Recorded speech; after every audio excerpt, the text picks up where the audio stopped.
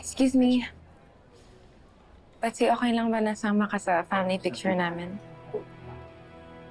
Sure ba?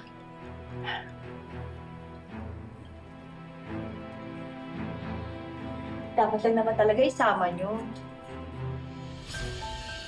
Dapat nga, bigyan nyo pa ng medalya. Dahil sa pagpapakabayani ng anak ko para sa anak mo. Ay, huwag mo nang awayin si Gina. Kausap na kami. Kaayos na kami.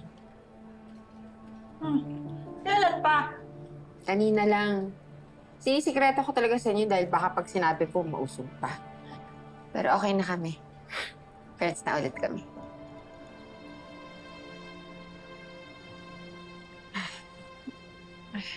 Gina, sadya ka na kay nanay ah. Mukhang nabigla ata na okay na tayo. Yata siya naniniwala na friends na tayo ulit. Pero wala nang bawian yun ah.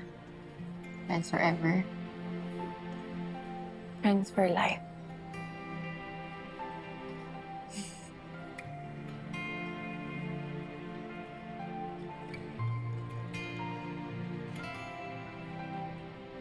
Teka na.